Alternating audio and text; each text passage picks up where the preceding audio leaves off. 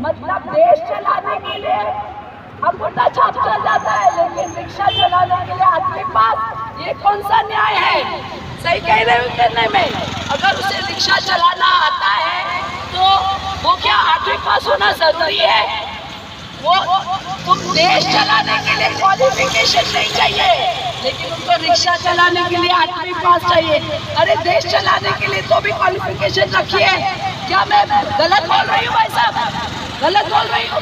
तो ये जो अन्याय हो रहा है, ये किसके साथ हो रहा है? हमारे साथ हो रहा है। यही सब सवाल पूछने में आई हूँ विद्या नायक आपके दरबार में। इस बार किसी को वोट दीजिए। आपके घर में अगर 5 वोट है, उसमें से एक वोट खिड़की को दीजिए। और यही सब सवाल मैं सरकार से पूछूंगी। आपका हर एक वोट सरकार से सवाल करके खड़ी रहेगी, सरकार के सामने खड़ी रहेगी और चिल्ला चिल्ला के पूछेगी कि हमारे गरीबों के तरफ ध्यान सरकार कब देगी। कोरोना में जो लाखों लोग मुंबई से चल के गए, उसका हिसाब कौन देगा? कोरोना के समय जो लाशें गंगा में बह गई थी, उसका हिसाब कौन देगा? मणिपुर में जो महिलाओं के साथ अत्याचार हुआ, उसका हिसाब कौन देगा? नोटबंदी में हमारे 100 बुजुर्ग जो शहीद हो गए, उसका हिसाब कौन देगा? यही सब सवाल पूछने मैं आई हूँ। जो चाइना में हमारा जो लैंड चाइना ले रहा है, उसकी तरफ सरकार का ध्यान ही नहीं है। सरकार सिर्फ पाकिस्तान की तरफ देख रही है। ये सवाल आपको भी आना चाहिए कि चाइना से क्यों सवाल नहीं कर रही है सरकार? उसका हिसाब कौन देगा? हमारी जमीन जो चीनी लोग हत्या रहे हैं, उसका हिसाब कौन देगा?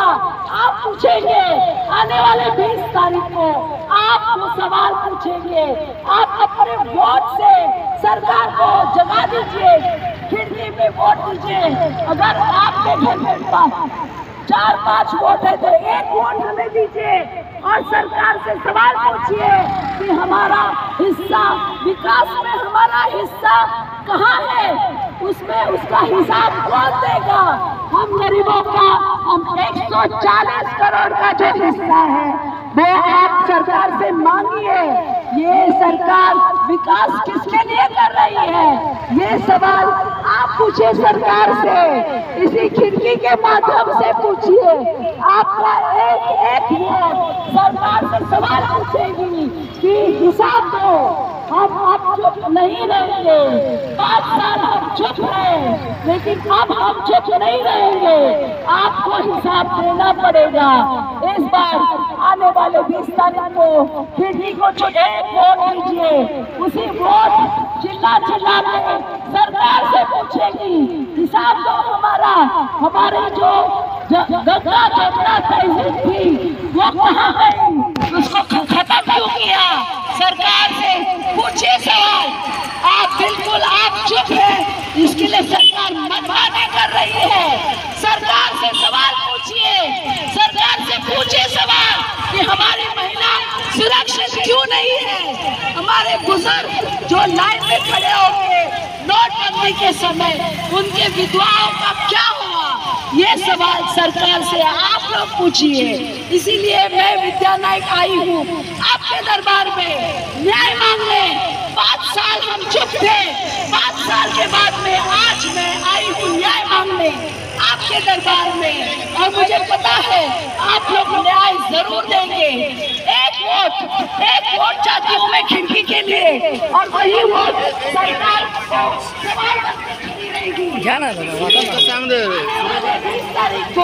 खिड़की को मत खोलिए। आपकी योजनाएं की खिड़की यहीं से खुलेगी। सरकार को जगा दीजिए, बता दीजिए कि हम चुप नहीं रहेंगे।